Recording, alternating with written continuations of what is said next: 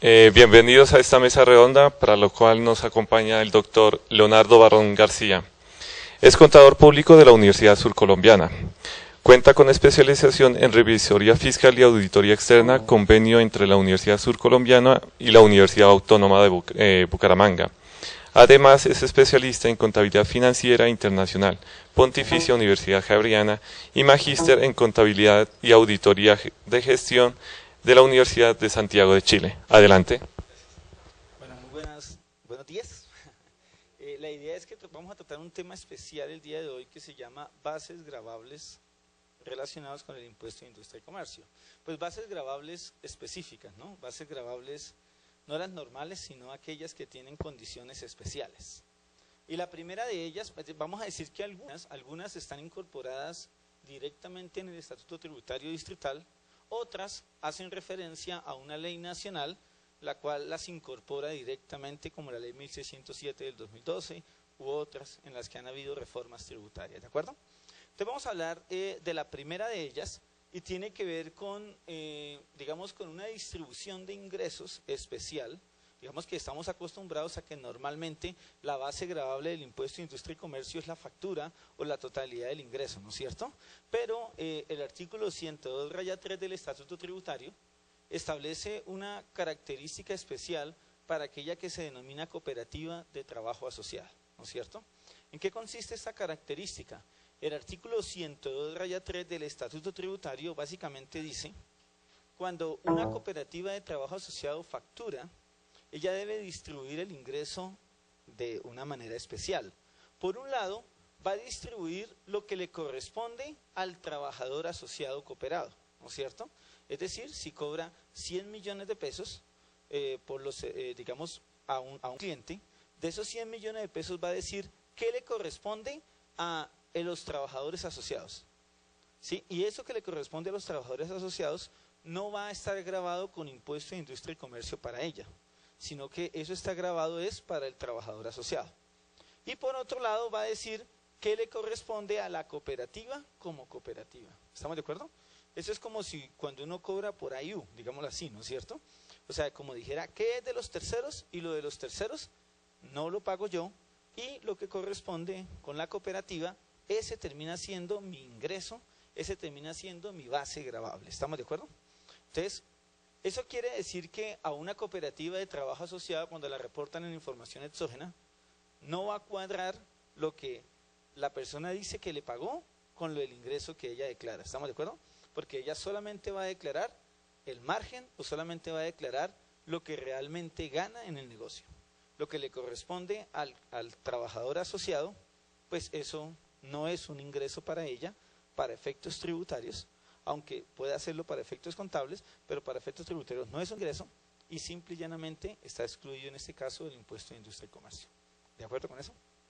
Bien. Entonces, eso lo menciona el artículo 102-3 del Estatuto Tributario, y ya está incorporado en el Estatuto Tributario Distrital, ¿no es cierto? Automáticamente queda ahí soportado o reportado. ¿De acuerdo? Entonces, recuerden, separamos entre el trabajador, el ingreso del trabajador y el ingreso de la cooperativa. Las cooperativas lo manejan a través de una cuenta que ellos la denominan 2815, es decir, ingresos recibidos para terceros. Entonces ellas lo que hacen simplemente es que cuando facturan, si facturan 100 millones y 90 millones son de los asociados, ellas simplemente lo que hacen es decir, cuenta por cobrar al cliente 100 millones de pesos, digamos, esos 90 millones de pesos los lleva a una cuenta 28, que es ingresos recibidos para terceras personas, y solamente el margen, los 10 millones de pesos, es lo que va a llevar como su ingreso. ¿Estamos de acuerdo? Ahora viene un problema, y es cuando le retienen, ¿no es cierto? Porque entonces, si le hacen retención, digamos, digamos, si la retención la practican sobre la totalidad de la factura, o si la practican solamente sobre el ingreso, ¿no es cierto? Entonces, digamos que muchas veces cuando la entidad factura, ella no le dice al que le está facturando cómo es la distribución, ¿no es cierto? Ella no lo menciona, sino que simplemente le dice, le cobro 100 millones de pesos y punto, porque fue lo que pactamos contractualmente, ¿no es cierto? Entonces, como eso fue lo que pactamos contractualmente los 100, el que le paga le hace retención de industria y comercio, ¿no es cierto? Esa retención, ella la distribuye también entre el trabajador asociado y la cooperativa, ¿no es cierto? Para efectos del impuesto de industria y comercio. ¿Cómo le va a pasar? Después vamos a mirar con las empresas transportadoras de carga también, igual. Es decir, no les va a cuadrar ni el certificado de retención, ni les va a cuadrar los ingresos con lo que le reportan los terceros. Entonces, digamos que aquí en este caso, pues queda claro que la misma ley faculta a que eso suceda. ¿No es cierto? Bien. Vamos a mirar otra base especial, aunque más que especial es como una exclusión que hay, que habla el artículo 111, la ley 788, de la ley 788 del 2002, una reforma tributaria en esa época, donde básicamente dice que las entidades integrantes del sistema de seguridad social en salud tienen un tema específico y menciona lo siguiente: en su condición de recursos de la seguridad social, es decir, las entidades integrantes del sistema de seguridad social en salud, como reciben recursos del sistema de seguridad social, pues básicamente esos recursos no forman parte de la base gravable del impuesto de industria y comercio. ¿Listo? ¿A quiénes? A las entidades del sistema general de seguridad social en salud, teniendo en cuenta algo que se denomina destinación específica. ¿Listo? Bueno, y digamos que en esas cosas pues puede tener un poco de sentido la norma, ¿no? Es decir, el sistema de salud tiene muchos problemas y pues gravar los ingresos pues termina siendo aminorar los recursos de la salud, ¿no es cierto? Básicamente eso es lo que han dicho las sentencias de las altas cortes, donde dicen no toque el dinero de la salud, porque si usted lo toca con impuestos, con tasas, con contribuciones, pues lo que está haciendo es simplemente destinar menos recursos al tema de la salud como tal. Bien. Sigamos entonces aquí. Artículo 45 del Estatuto Tributario Distrital. Entonces, en el artículo 45 del Estatuto Tributario Distrital nos habla de unas entidades específicas que tienen que ver con el sector financiero. Entonces, el sector financiero, por ejemplo, es otro sector que tiene una base especial para determinar el impuesto de industria y comercio, ¿no es cierto? Es un sector especial. Ese sector, básicamente, la norma le define la base gravable, le dice cuándo se debe aplicar la base gravable o cómo se debe aplicar la base gravable, y básicamente vamos a decir que son las entidades vigiladas por la superintendencia financiera, ¿no es cierto? Es decir, bancos, entidades financieras, sociedades de capitalización, compañías de seguro, compañías reaseguradoras, ¿no es cierto? Ellas van a tener una base gravable especial. Y esa base gravable especial está en el artículo 46 del Estatuto Tributario Distrital. Esa base gravable especial tiene que ver con lo siguiente. Para los bancos, la norma le dice, usted tiene que pagar sobre estas 6 cosas. Una, todo el tema de certificados de cambio, todo el tema de posición de cambios va a estar grabada con impuesto de industria y comercio. Todo el tema de ingresos por esas operaciones. Todo el tema de comisiones también va a estar grabado con el impuesto de industria y comercio. Todo el tema de intereses también va a estar grabado con el impuesto de industria y comercio. Todo el tema relacionado con rendimiento de inversiones de la sección de ahorro también va a estar grabado con impuesto de industria y comercio. Todos aquellos temas relacionados con los ingresos que recibimos a través del sistema de tarjetas de crédito, las comisiones, van a estar grabadas con impuesto de industria y comercio. Pero le da una condición especial y le dice, los ingresos varios que usted tiene, eso no los vaya a grabar con impuesto de industria y comercio. ¿Listo? Entonces los ingresos varios no quedan grabados con impuesto de industria y comercio. Digamos que al sector financiero le dio una base especial, pues digamos que esa no es como tan entendible. Uno diría, ¿por qué los bancos no pagan también sobre sus ingresos y ya, ¿no es cierto? Deberían pagar sobre sus ingresos y listo. No debería establecerle base gravable especial. Pero bueno, de alguna manera ellos tienen una base específica. Bueno, digamos que esos ingresos varios, ahí podría pasar, por ejemplo, lo que cobran por chequeras, ¿sí? Lo que cobran por, digamos, certificados bancarios, más como por ese tipo de cosas. Ese sería el artículo 46, ¿no es cierto? Y ese mismo artículo 46 menciona unas bases especiales también como para las aseguradoras. Y a las aseguradoras le dice, bueno, su ingreso es el monto de la prima retenida. ¿De acuerdo? Pues digamos que eso es básicamente el ingreso de ellos.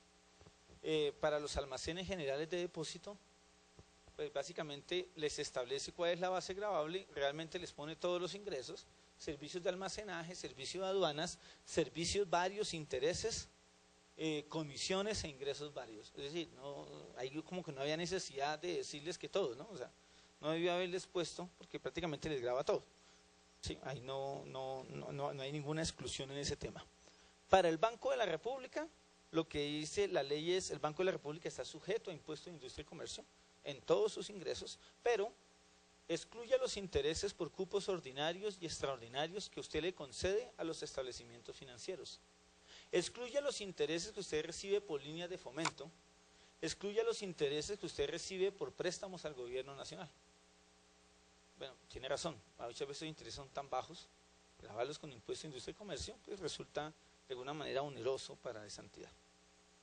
¿No es cierto? Que eso es lo que se llama como la tasa interbancaria, que es en la que le presta el Banco de la República a los bancos, todo lo relacionado con las líneas de fomento a través de la banca de fomento que existe en Colombia, y pues el dinero que obtiene por prestarle al gobierno nacional. Es decir, eso va a estar excluido de impuesto de industria y comercio, en este caso solamente para el Banco de la República, ¿no es cierto? Bien.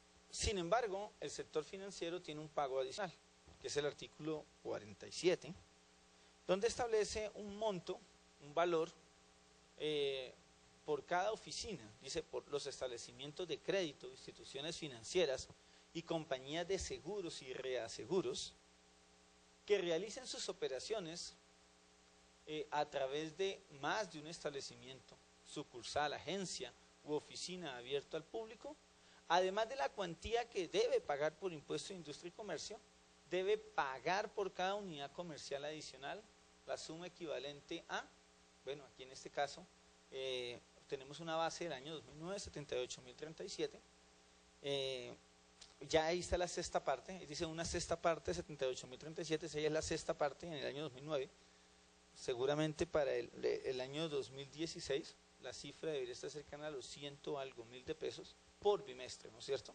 Por bimestre. Ya son unidades adicionales que la norma establece, que tampoco es una cifra onerosa para una entidad financiera, ¿no es cierto? Bien. Entonces son como bases especiales, ¿no es cierto? Aquí vamos a otra base especial. Esta base especial es, vamos a mirar aquí como un ejemplito de esta, porque esta base especial es como a veces un poco compleja. Y es una base especial que está desde la ley 26 de 1989. ¿Sí? Entonces la ley 26 de 1989 inició diciendo que para todos los efectos tributarios, para todos los efectos, digamos, de ingresos brutos, para efectos fiscales, se establece que cuando un distribuidor de combustibles, cuando un distribuidor de derivados del petróleo, como dice la norma, pues él no tiene que contabilizar o no tiene que declarar como ingreso la totalidad de la venta del derivado del petróleo, sino que lo que tiene que hacer es simplemente registrar el margen de comercialización, ¿no es cierto? Estamos a hablar de algunos problemas que tiene ese sector. El artículo dice, para efectos del impuesto de industria y comercio, los distribuidores de derivados del petróleo y demás combustibles liquidarán dicho impuesto tomando como base gravable el margen bruto de comercialización de los combustibles. Entonces se establecen varios problemas. Vamos, un problema es cuál es el margen de distribución del combustible, ¿no es cierto? Que eso más adelante nos lo va a decir la norma que considera ella el margen de distribución. Dos, el tema de derivados del petróleo, ¿no es cierto? De derivados del petróleo, porque entonces hubo entidades que comenzaron a pelear y dijeron, yo tengo gas natural vehicular o vendo gas natural vehicular. Entonces, ¿el gas natural vehicular entra dentro de este artículo o no entra dentro de este artículo? ¿Estamos de acuerdo? Entonces comienzan a hacer los análisis porque dicen, no, pues es que el gas natural vehicular no es derivado del petróleo, ¿no es cierto? ¿Sí o no? Entonces comienza ahí a ver el principal problema, ¿no? El gas natural no es derivado del petróleo, está con el petróleo, pero no es derivado del petróleo, ¿no es cierto? Y entonces los distribuidores de GLP dicen, oiga, ¿y el gas licuado de petróleo? Te dicen, no, pues es que el gas licuado de petróleo sí es derivado del petróleo, ¿no es cierto? entonces comienza ya a volverse la cosa como no tan, como un poco más compleja, porque dice, bueno, ¿y cómo hace uno para saber qué es derivado del petróleo y qué no, ¿no es cierto? O sea, no es como tan simple, porque uno dice gas natural vehicular no derivado del petróleo, gas licuado de petróleo sí es derivado del petróleo, ¿sí? Entonces ya ahí comienza el tema a volverse un poco más complejo. Pero si observamos lo que dice la norma, vamos a mirar aquí como un Excel, a ver qué pasaría con estas entidades. Vamos aquí con el...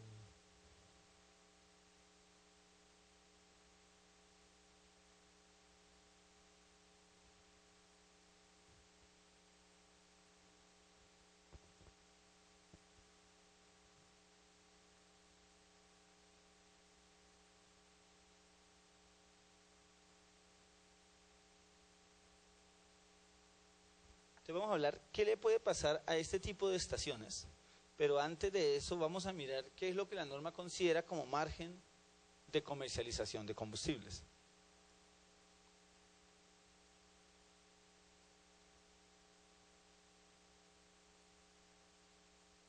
Entonces, la norma dice, mire, margen bruto de comercialización de combustibles es el siguiente, y lo divide entre el mayorista y el minorista. Es decir, esta norma no aplica solamente para los pequeños, sino que aplica también para los grandes. Y eso se debe a presión de los grupos de minoristas de petróleo, ¿no es cierto? Donde dijeron al gobierno, venga, no es justo que yo venda un producto como el combustible, en el cual me gano el 4% y usted me va a gravar con impuesto de industria y comercio sobre la totalidad, ¿no es cierto? Entonces, como no es justo eso, entonces hágame una tarifa especial.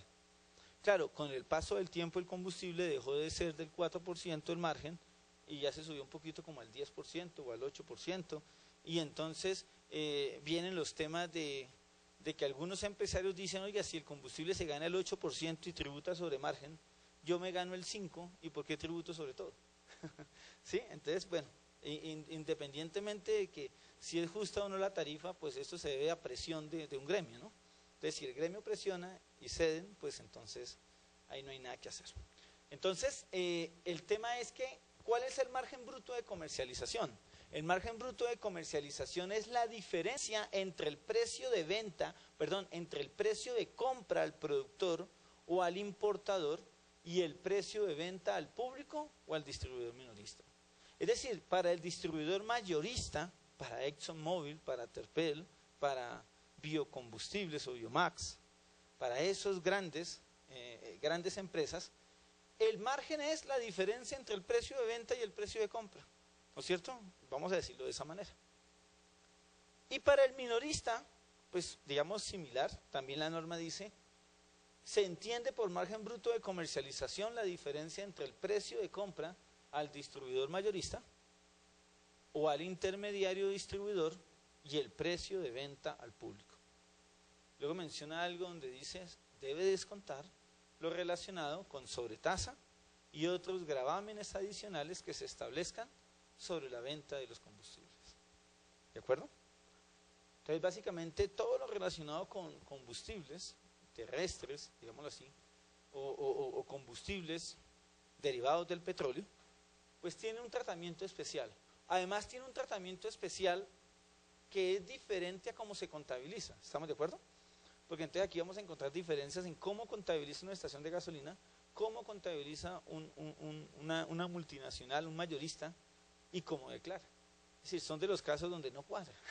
Son de los casos donde tienen que ponerse a hacer unas tablas para establecer cuál es el margen de comercialización y a raíz de esas tablas determinar cuál es la base gravable. ¿No es cierto? Y entonces viene el tema y es, oiga, y cuando me hace retención, el tercero, ¿cómo me la hacen? Porque el tercero hace retención, ¿no es cierto? Entonces sobre eso le han hecho consultas a la Secretaría de Hacienda Distrital y ella ha dicho, pues, simple y llanamente, si usted quiere que no le retengan sobre todo, pues en la factura informe cuál es el margen de comercialización. Porque en últimas el margen de comercialización, ¿quién lo conoce? Pues usted, ¿no es cierto? Entonces diga cuál es el margen de comercialización y con ese margen de comercialización que usted coloca en la factura, la persona que paga tiene que hacerle retención de industria y comercio sobre el margen de comercialización y no sobre la totalidad de la factura, ¿no es cierto? Claro, si no fuera así, pues tendría saldos a favor gigantes, ¿no es cierto? Y esa es la problemática que hay cuando las entidades que venden combustible le venden al Estado, que el Estado paga retiene sobre el 100%. A pesar de que le ponen el margen de comercialización, lo que hace simplemente el Estado es coger el contrato o el valor de la factura y descontar, en ese caso el 13.8 por mil, ¿no es cierto? Que es la tarifa más alta, pero no es más alta, no es tan alta porque es sobre el margen de comercialización, ¿no es cierto? Es el 13.8 sobre un margen de comercialización. Muy bien.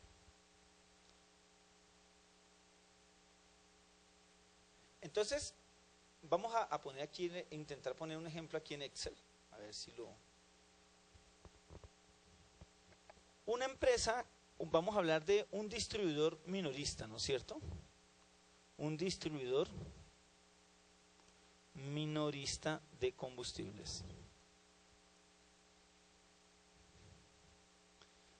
Ellos han experimentado muchos cambios, en este caso del distribuidor minorista y del distribuidor mayorista. El distribuidor minorista, digamos que antes tenía un margen de comercialización, ¿sí? Un margen de comercialización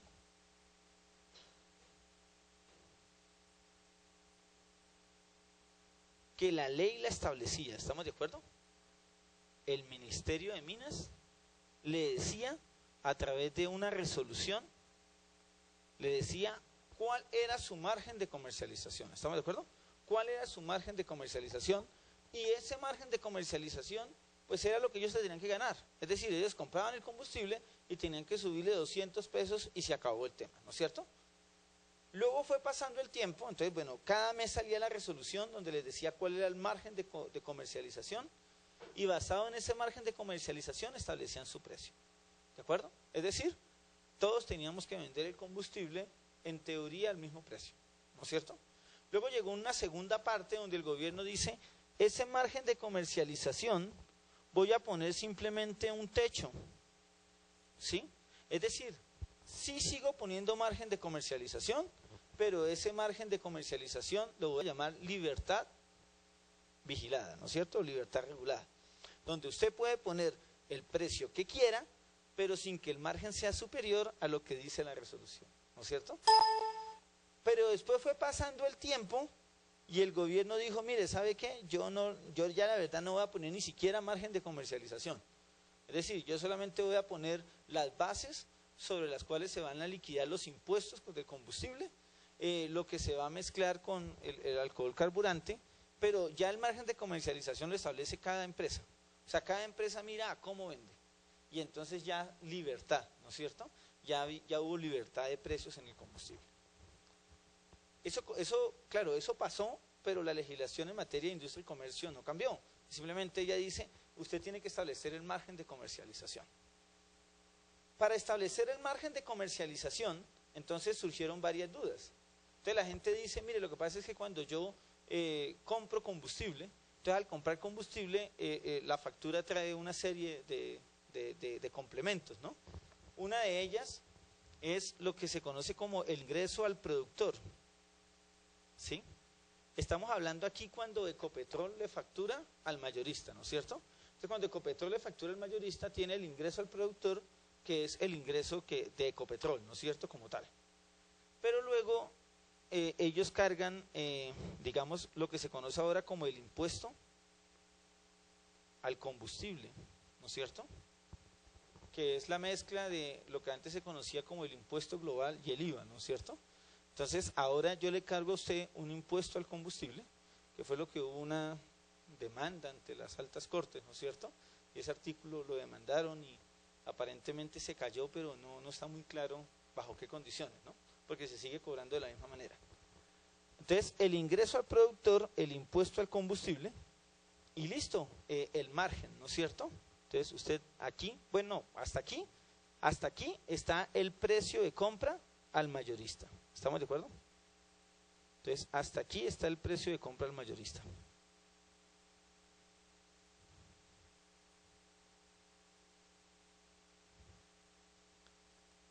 Y luego siguen, digamos, hasta ahí, el mayorista dice, ya sé cuál es mi precio, ¿no es cierto? Es decir, 3.500 pesos que se gana el productor el impuesto al combustible que sea, pongámosle 200 pesos, ¿sí? Y el precio de compra al mayorista terminan siendo los 3.700. Luego lo que hace el mayorista es colocar su margen de comercialización, ¿no es cierto? Vamos a poner 150 pesos, su margen de comercialización, y básicamente él dice, este es el precio de compra del minorista, ¿sí? Este es el precio de compra del minorista, los 3.700 más los 150. Pero luego le agrega otras cosas, ¿no es cierto? Y le dice, venga, agreguémosle algo que se conoce como sobretasa, ¿no es cierto? Entonces pongámosle a esto 400 pesos. Agreguémosle a esto algo que se conoce como soldicón, ¿sí? Que es un parafiscal que crea una ley a favor de una entidad que se llama Fendipetróleo o Fedispetrol, es una entidad privada para que administre ese dinero, que es un valor muy pequeño, pero pues por millones de galones, pues de alguna manera se vuelve representativo. Hablemos de 4 pesos. Y en algunas personas dicen, oye, pero es que eso me toca transportarlo, ¿no es cierto? A mí me toca transportar ese combustible desde su planta de abastos hasta mi estación de gasolina, ¿no es cierto? Entonces, recuerden que las plantas de abasto tienen un problema, es que son contadas, ¿no es cierto? Entonces tenemos planta de abasto en Faca, tenemos planta de abasto en Puente Aranda, hay planta de abasto en Gualanday, hay planta de abasto en Galapa, hay planta de abastos en Mamonal, es decir, no hay tantas plantas en Colombia como uno quisiera, sino es donde pase el poliducto, ahí es donde se establece la planta como tal. Es decir, si yo vendo combustibles en Chía, me toca llevar el combustible desde Faca hasta Chía o desde Puente Aranda hasta Chía, ¿no es cierto? Y eso hace que tenga cierto costo. Es más, solo llevarlo desde Puente Aranda hasta Soacha o desde Puente Aranda hasta el norte o hacia cualquier ciudad, pues tiene un costo como tal. Entonces, aquí hay que agregarle un flete que puede valer lo que quiera, ¿no es cierto? Puede valer 15 pesos, puede valer 1.000 pesos, puede valer lo que usted quiera. Y si va a comprar combustible en Casanare, pues imagínese de dónde hay que traerlo, ¿no? Hay que traerlo casi desde Puente Aranda para llevarlo hasta el Casanare, ¿no es cierto? Entonces, claro, es muchísimo más costoso. Bien, entonces viene un flete que oscila en lo que sea. Vamos a ponerle 200 pesos, asumiendo que se lleva fuera de la ciudad, ¿de acuerdo? Entonces, ¿qué dice el minorista? El minorista comienza a decir, ¿cuál es mi costo? ¿Cuál es el costo como tal? Entonces, para el minorista será los 3.850 más los 400 más los 4 más los 200. Pero él tiene un precio de venta. Vamos a poner esto de costo y ahora discutimos algo, ¿vale? Ellos tienen un precio de venta. Entonces ellos dicen, vamos a vender ese combustible en 4.700. Es decir, que su margen de comercialización, ¿cuál es? Uy, qué pena. Vamos a apagar esta.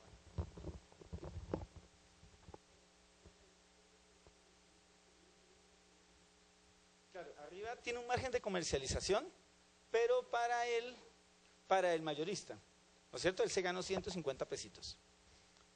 ¿Sí? Entonces, un margen de comercialización acá.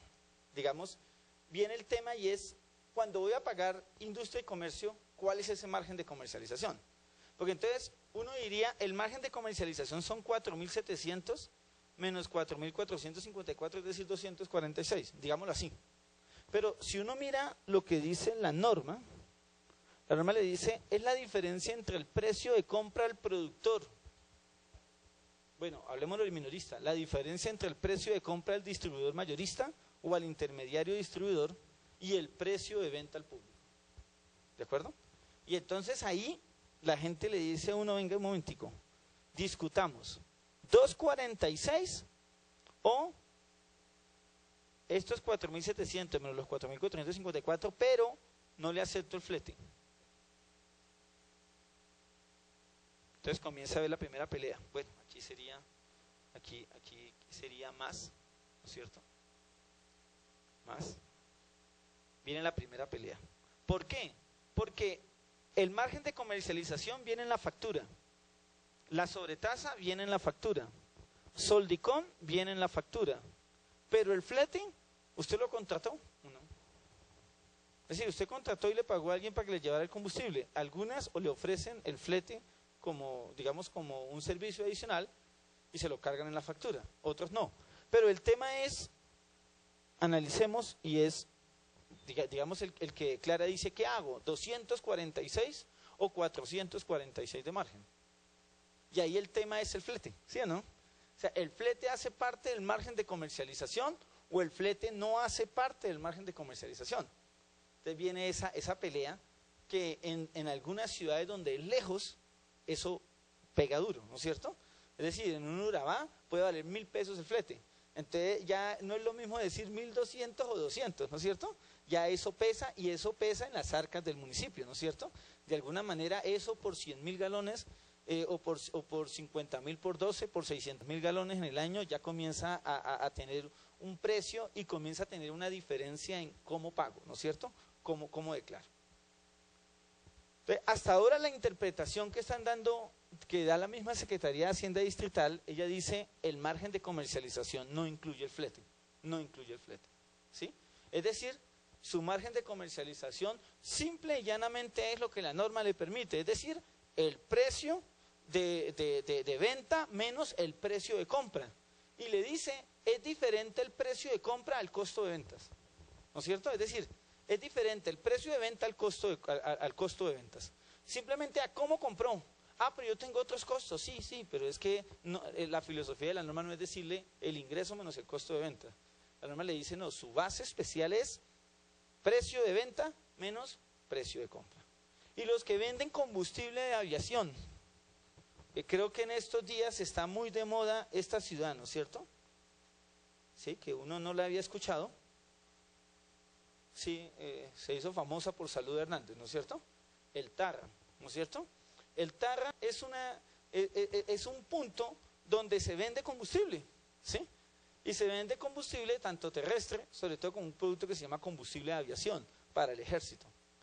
Llevar al Tarra el combustible, miren lo que le pasa a la empresa que lleva combustible al Tarra.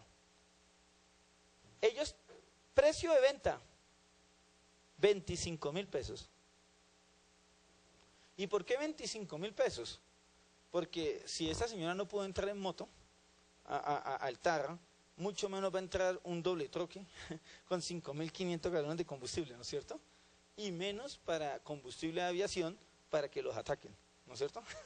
¿Sí o no? Para las fuerzas militares para que los ataquen. Entonces, ¿cómo entra ese producto? Entra por aire, ¿estamos de acuerdo? Entonces, mire, precio de venta, 25.000. Precio de compra. Entonces, cuando le van a comprar el combustible Ecopetrol, Ecopetrol lo está liquidando a 4.500 pesos.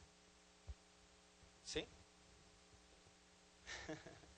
¿Sí? Entonces, y la diferencia, ¿por qué? Ah, porque vale 20.000 pesos el flete por aire, ¿no es cierto? Entonces toca meterlo en un avión y el avión cobra 20.000 pesos por galón transportado, porque eso lo llevan en una bolsa, ¿no es cierto? No sé si han visto cómo eso lo echan en una bolsa, ahí echan como esa aguardiente donde tomaban los antiguos, pero más grandecita, echan ahí 800 galones, lo meten en un avión y el avión va hasta allá, baja la jiba y simplemente tanquean lo que tiene que tanquear ya. Entonces eso le vale 20.000 pesos el galón y la empresa se gana 1.000 pesos, ¿de acuerdo? Pero viene el tema aquí es margen de comercialización a través de combustible, ¿no es cierto? Entonces el margen de comercialización será, en este caso, 20.500, ¿estamos de acuerdo? 20.500. No podemos restarle acá el flete aéreo, ¿no es cierto? De acuerdo con lo que ha dicho la Secretaría de Hacienda Distrital. Dice, no señor, usted no puede descontar el flete, simplemente usted tiene que pagar sobre 20.500 pesos. Y sobre 20.500 pesos usted va a pagar su impuesto en industria y comercio. ¿De acuerdo con eso? Bueno, uno lo puede mirar desde dos puntos de vista. Lo puede mirar desde el punto de vista que puede ser injusto, pero también lo mira desde el punto de vista que si fuera como a los demás, les tocaría pagar sobre 25.000. Sí, porque ¿qué hace el éxito? El éxito paga sobre las ventas completas. ¿Sí? Y mire que esta situación es la misma de vender panela. Cuando usted vende panela en un supermercado, digamos que la panela está excluida de industria y comercio, pero para el productor, ¿no es cierto? Para el que la produce. Pero para el comercializador, cuando él vende la panela, él se puede estar ganando el mismo 5%. pero con un impuesto de industria y comercio pleno. Es decir, el total de la venta grava el impuesto de industria y comercio. Mientras que en el combustible les deja gravar el margen. Eso fue una respuesta que les dio la Secretaría de Hacienda Distrital a Fendipetróleo cuando Fendipetróleo le escribió y le dijo, oiga, es injusto que yo pague la tarifa más alta de industria y comercio que hay en Colombia. Porque la tarifa más alta es combustibles, creo que licor, joyas, es decir, entonces ellos dijeron, pero ¿cómo va a poner en la tarifa más alta el combustible? Entonces lo que le dijo la Secretaría de Hacienda Distrital es, sí, su tarifa es la más alta, pero no por el 100%. Sino sobre una margen de comercialización. ¿Estamos de acuerdo? Entonces, eso hace que, claro, puede ser lesivo para las entidades, para algunas entidades puede ser lesivo, pero al tener un margen de comercialización le permite ahí amortiguar un poco el tema. Pero tiene razón, en estos casos, pues es lesivo, porque paga mucho impuesto de industria y comercio. ¿Listo? Con un agravante mejor, ¿no? Yo no sé, ustedes han visto el tema de territorialidad, ¿no? ¿Quién me contrató? La Fuerza Aérea de Colombia. ¿Dónde firmé el contrato? En Bogotá. ¿Dónde llevé el combustible? En el Tarra. ¿Dónde me hacen retención de industria y comercio? En Bogotá. Entonces uno dice, ¿qué hago ahí? ¿Declaro en Bogotá o declaro allá en el Tarra? Pues seguramente a cualquier persona le dice, yo allá no voy nunca, mejor declaro acá en Bogotá, ¿no? Que de pronto si va por allá le cobran son otros impuestos, ¿sí? Que no están en el ordenamiento legal, ¿sí? Entonces, eso pasa con Bogotá. Mire, aunque ustedes no lo crean, Bogotá es quien se termina grabando muchas cosas de los demás municipios. ¿O no?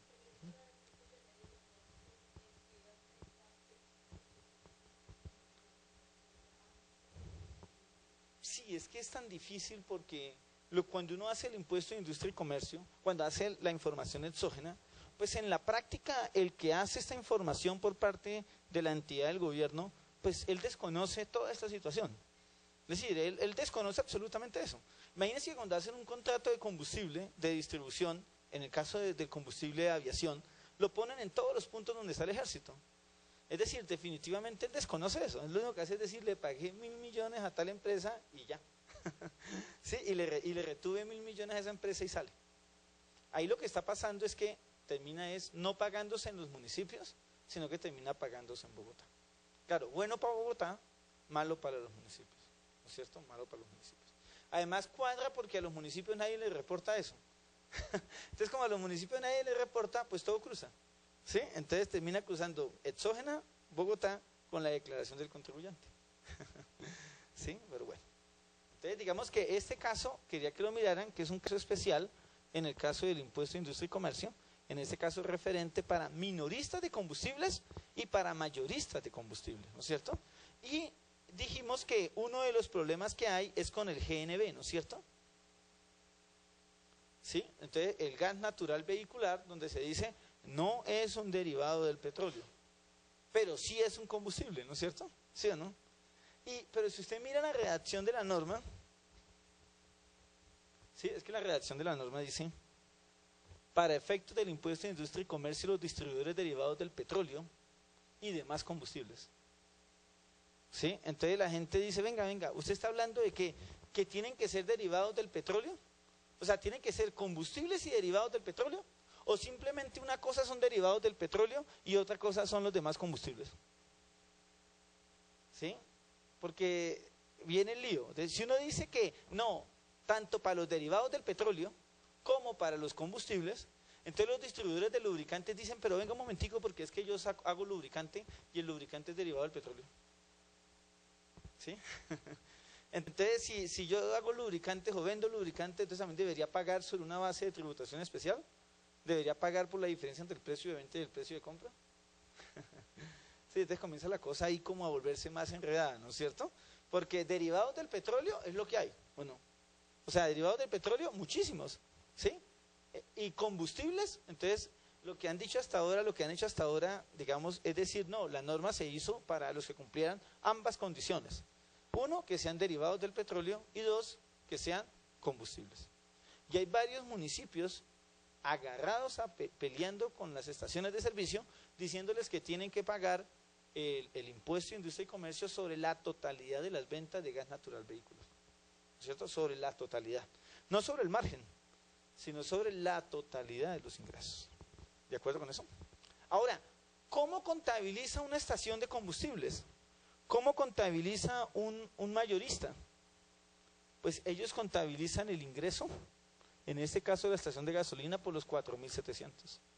¿Estamos de acuerdo? Ellos colocan 4.700 ingreso full. ¿Estamos de acuerdo?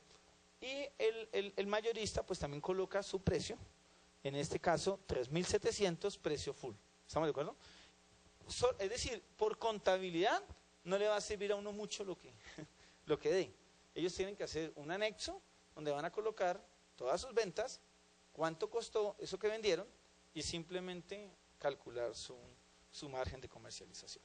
Porque si miramos costo de ventas, nos encontramos con el flete. Entonces el flete nos va a distorsionar el tema, y porque el flete para ellos es costo de ventas. ¿De acuerdo? Entonces esa parte pues hay que ahí tenerla en cuenta al momento de tener un distribuidor minorista, pues hay que revisarle cómo fue que hizo la liquidación. ¿De acuerdo?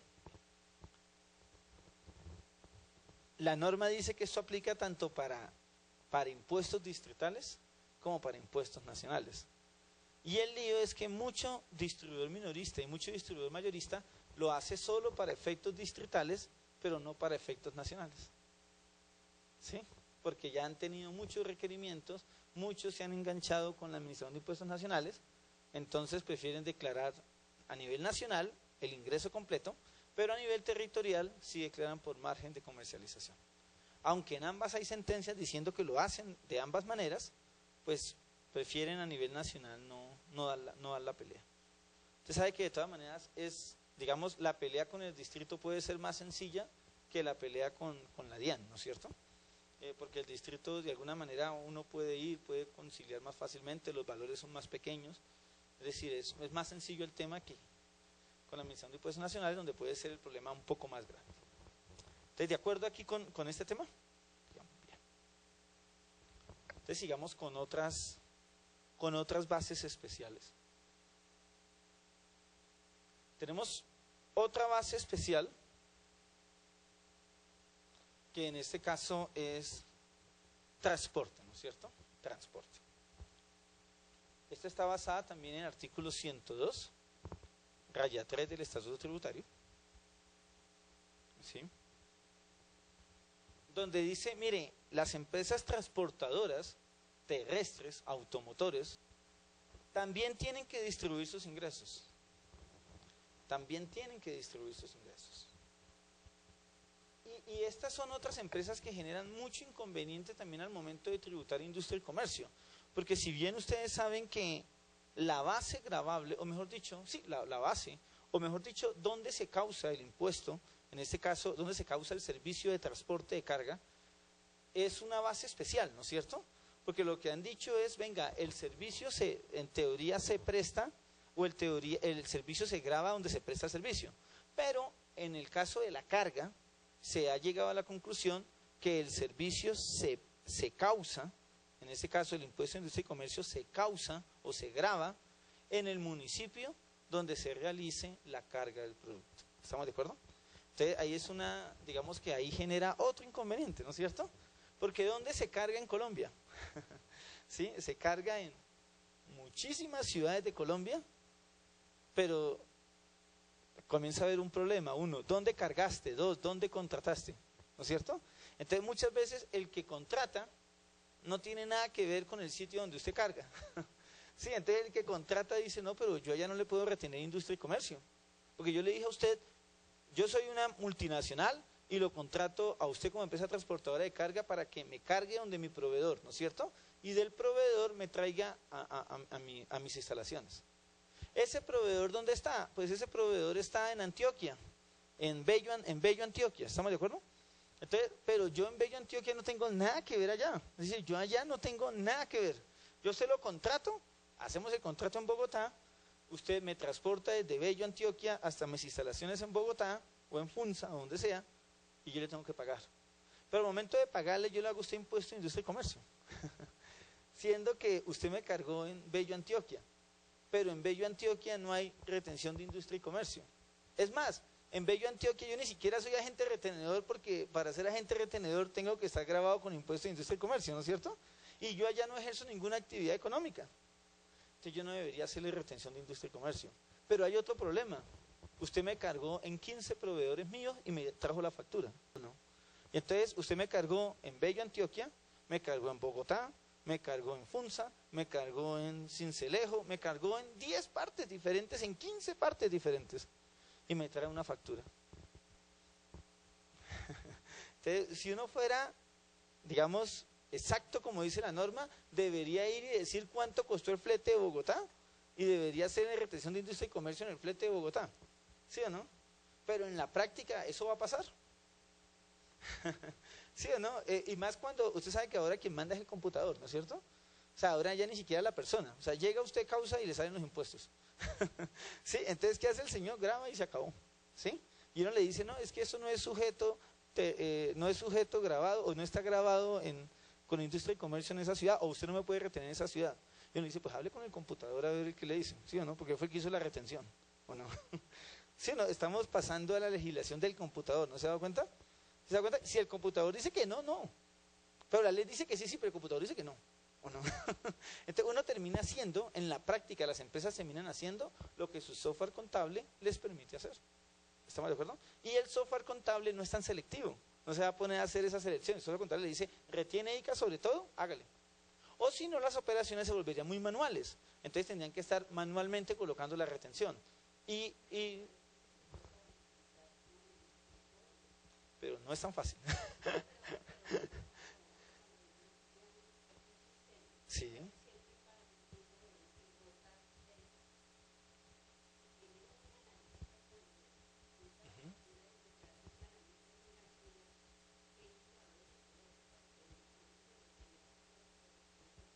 Sí.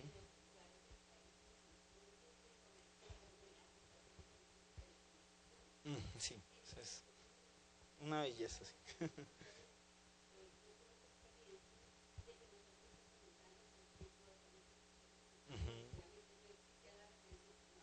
No hagamos. Así es. Perfecto.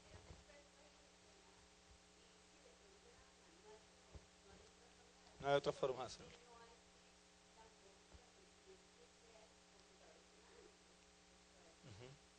No, yo estoy de acuerdo con usted. Es decir, esa es la solución.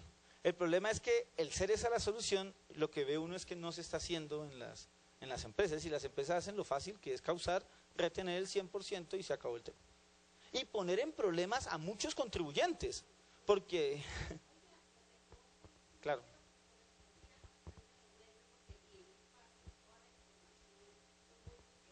Claro.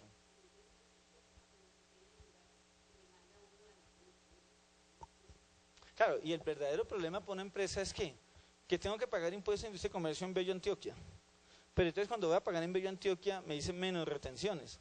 Me dicen, no, no, aquí ni siquiera hay retenciones, sistema de retenciones, entonces no la puede descontar. Y así lo haya, usted no puede decir que Bogotá le retuvo. Porque le dicen, no, no, eso no, vaya, reclámele. Entonces uno termina pagando impuestos de industria y comercio en Bello, Antioquia, y termina pagando impuestos de industria y comercio en Bogotá indirectamente. Porque mucha gente le dice a uno, hágale reclamo al cliente, pero no nos digamos mentiras. En el mundo comercial, la gente a veces no hace reclamo, porque la gente está detrás del contrato. Entonces, cuando uno se vuelve muy cansón, entonces el empresario dice, mire, ¿sabe qué? Quite el contrato a ese señor, que es muy cansón, molesta demasiado, ¿sí o no? Eso pasa, oiga, no, ese señor molesta mucho, llama todos los días a molestar por un tal ICA. Yo no sé qué es eso. No sé si es un mal ICA o un bien ICA, no sé cómo lo liquidaron, ¿sí? Pero lo que sí tiene que quedar claro es que cuando uno molesta mucho a los clientes, pues los clientes lo rechazan a uno, ¿estamos de acuerdo?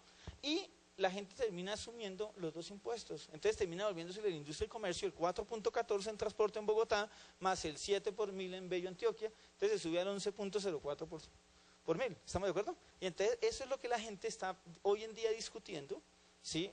Discutiendo porque la gente dice estamos pagando doble impuesto en industria y comercio, no se está aplicando muy bien el principio de territorialidad. Además la territorialidad es compleja cuando cada municipio tiene un estatuto, ¿no es cierto? Entonces se vuelve mucho más complejo.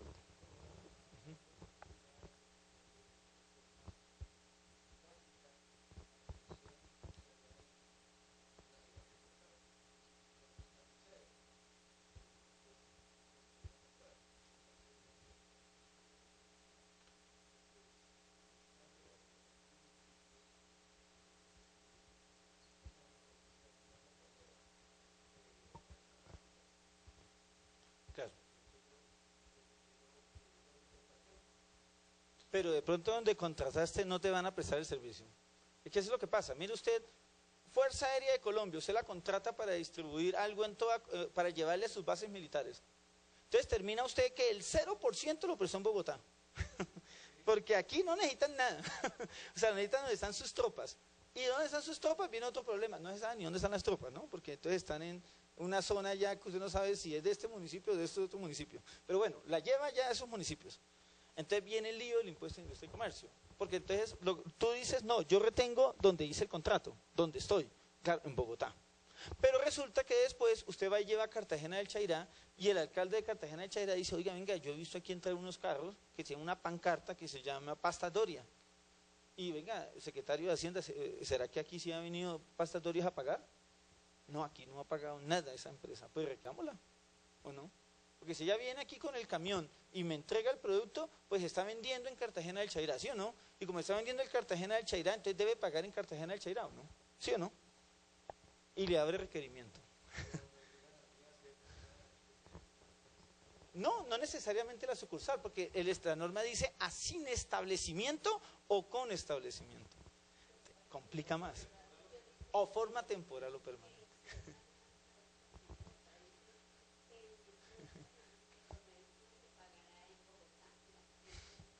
No, no, eso es ilegal abiertamente. Es ilegal abiertamente.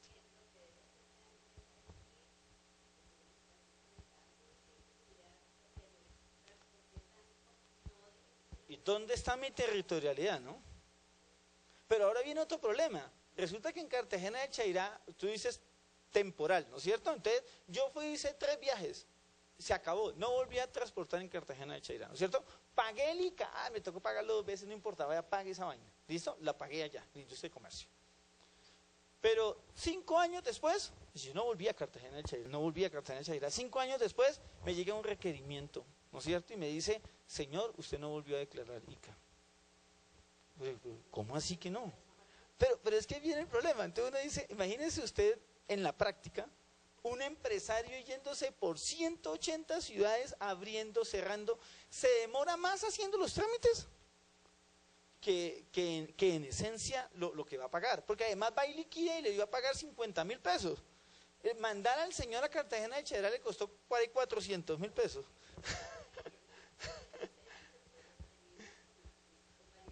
Sí. Claro. Sí.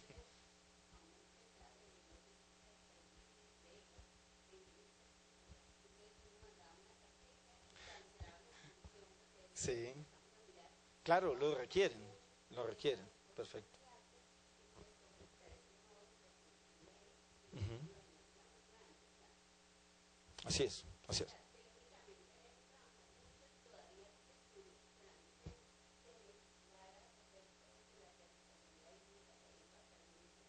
Claro. No, y estoy de acuerdo. Es decir, hay formas de hacerlo, pero lo que te quiero decir es que muchas veces esa forma de hacerlo ocurre cuando llega el problema. ¿Sí o no? Entonces ya después uno dice, sí, puede haberlo hecho por correo. Sí, pero entonces vienen, o sea, se llenan de líos, ¿no? O sea, es un complique el tema y le genera estrés a los empresarios, ¿no es cierto? Mire, hablaba con el gerente de impuestos del Banco de la Vivienda y me decía, una vez me decía, Leonardo, estoy aburrido de contestar requerimientos de municipios, pero aburrido. Ni siquiera la DIAN, es decir, a mí aquí hay ejércitos de personas contestándole a los municipios. ¿Sí? Simple y llanamente el municipio le dice, señor, y si no me contesta, lo multo, ingresos por el 0.5%. Y eso se les olvida hasta los topes de sanciones, ¿no? Ellos van y cogen y multiplican y eso es una sanción de 12.000 millones de pesos, ¿no? ¿Sí o no? Y lo peor es que la hacen y le genera una resolución sanción y se la hacen. Y uno dice, oiga, pero eso es ilegal. Y le dice, no, pues demándemela, ¿sí o no? ¿Sí o no? Y entonces usted termina en el Consejo de Estado, algo abiertamente absurdo, peleándolo. Y lo peor, gastando plata y gastando esfuerzo. Y lo peor, si usted se descuida, hasta pierde el proceso, ¿o no? Claro, porque usted se descuidó, no contestó a tiempo y terminó perdiendo el proceso. Sí, entonces termina siendo un tema muy desgastante. Me decía él, imagínese usted recibiendo, ¿cuántos municipios hay en Colombia? ¿1000 y punta? Imagínese, el tipo decía, todos los días me llega requerimiento de cualquier municipio que usted quiera, le llega. Y dice, señor, usted no ha declarado industria y comercio acá. ¿Sí? Y lo peor, dice, me llegan hasta donde ni tengo oficina. Y me dice que usted no ha declarado industria y comercio acá. No, es que yo no. Pero aquí lo reportaron que sí, que le pagaron a la vivienda una plata. Ah, sí, pero es que pues el señor tiene cuenta con nosotros, pero es de otro municipio. Porque ese es el otro problema que hay, ¿no es cierto? Bogotá, si usted lee la resolución de exógena de Bogotá del año pasado, tiene una redacción que le dice, reporte todo lo que usted pagó de contratos que haya firmado en Bogotá. Y es una redacción que le da a entender que usted ya no tiene que mirar territorialidad, sino que tiene que mirar dónde firmó el contrato. Y uno dice, no, perdóneme, se está extralimitando, ¿no le parece? Porque imagínese, yo le compré a un señor en Funza, que estos son varios los requerimientos que hay. Le compré a un señor en Funza, pero yo me fui para Funza y le compré, ¿estamos de acuerdo? Vine y traje la mercancía, pero cuando hace exógena lo reporto, ¿sí? Porque además el contrato lo firmamos en Bogotá, pero yo le puse Bogotá, pero me fui a Funza que me lo firmaron, ¿sí o no? Entonces en Funza me lo firmaron, ¿sí o no? ¿Estamos de acuerdo? O el gerente vino a Bogotá y lo firmó, eso es lo de menos. Pero ¿dónde me vendió el señor? En Funza, mira, ahí está su mercancía, llévesela. Pero en Bogotá lo reporté, entonces ahora estoy reportado en Impuesto de Industria y Comercio. Y entonces Bogotá me abre requerimiento y me dice, señor, ¿usted por qué no pagó en Bogotá? Yo digo, no, pues yo en Bogotá no he vendido, ¿sí o no?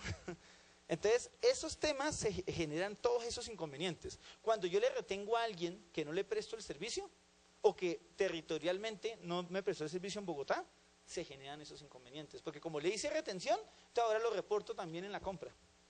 Y entonces el señor dice, no, pero yo, sí, o sea, yo no te transporté allá, yo te transporté desde Faca, ¿sí? Ah, pero es que en Faca tengo la planta, pero la empresa queda en el Chicó. Sí, pero yo nunca voy al Chicó, ¿sí? Yo voy a Faca, es más, en Faca te dejo hasta las facturas, ¿sí? Y entonces termina el señor de Faca en problema en Bogotá.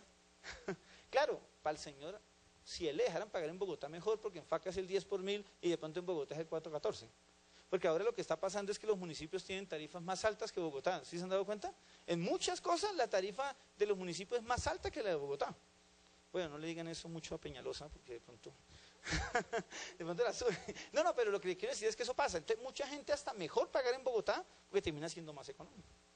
¿Sí? Pero bueno, claro, puede pasar que en otras ciudades también sea más barato que en Bogotá.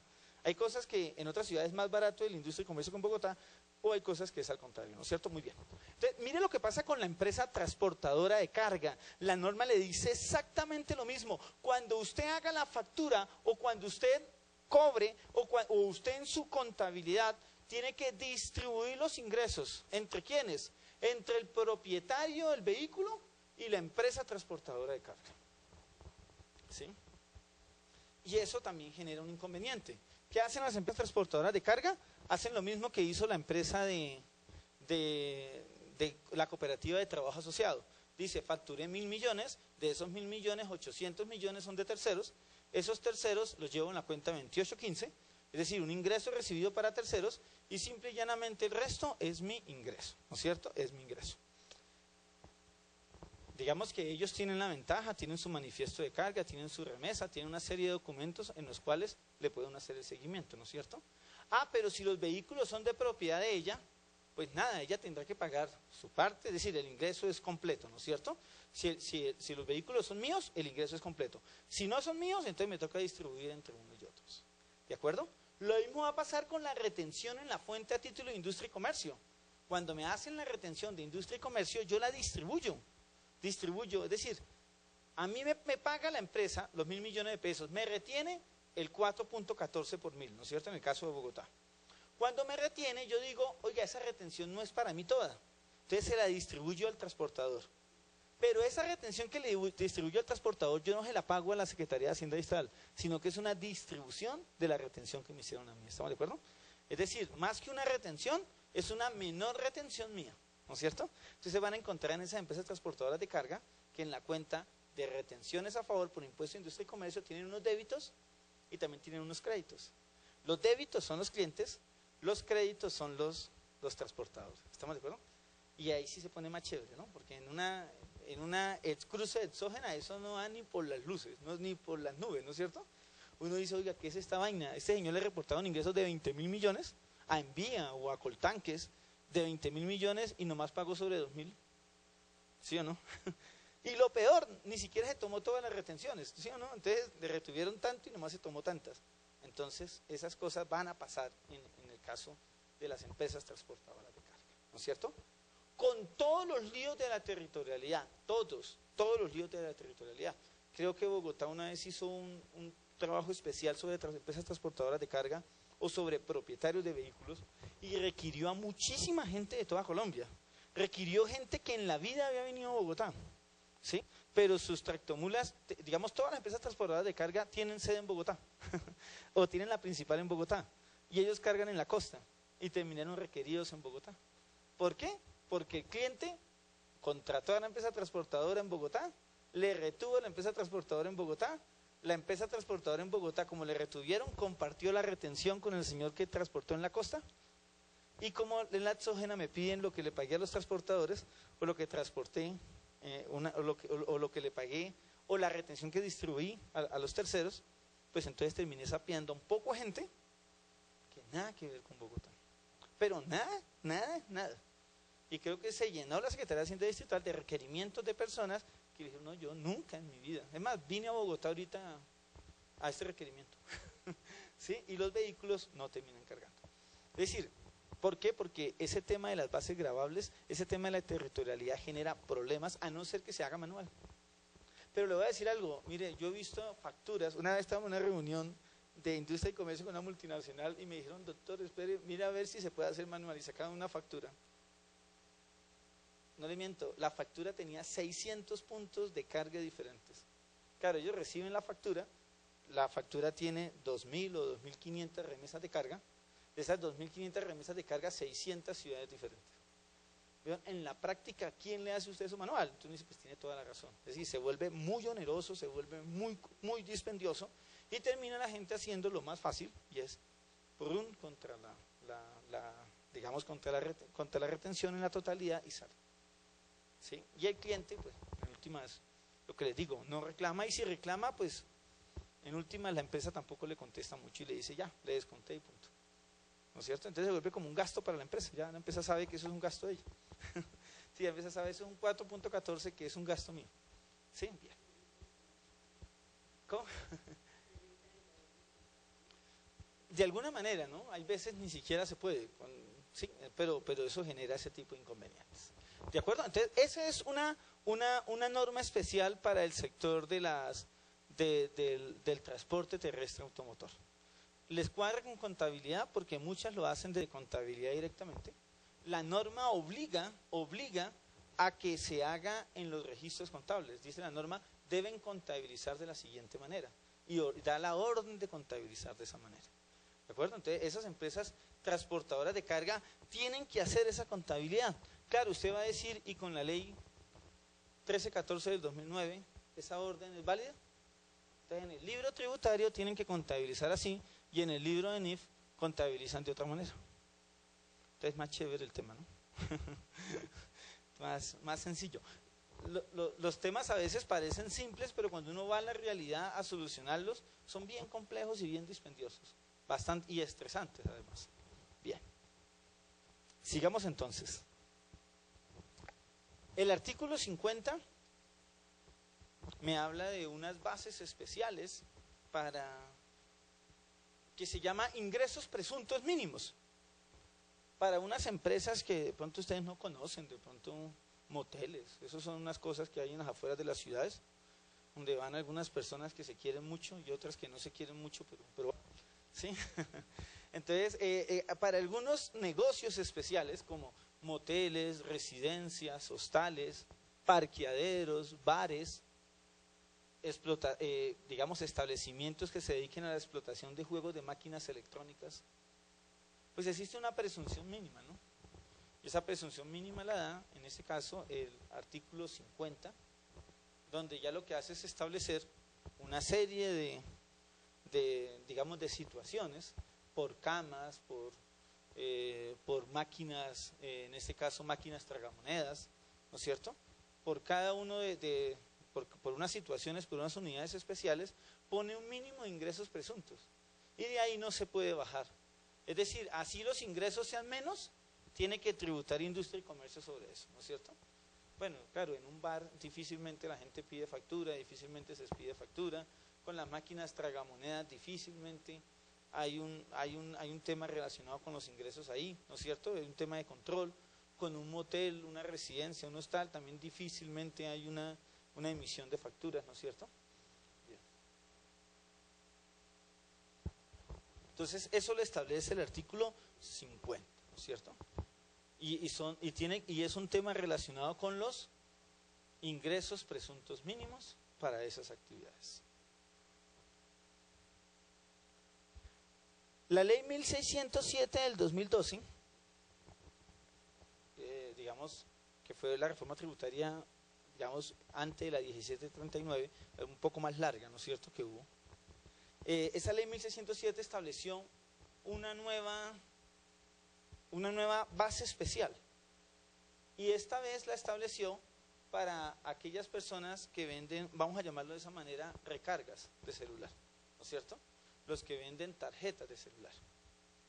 Ellas venían agarradas con el gobierno nacional porque ellas decían que era injusto que ellas tuvieran que tributar impuesto de industria y comercio sobre la totalidad de las ventas, porque resulta que ellas tienen un margen de comercialización muy mínimo.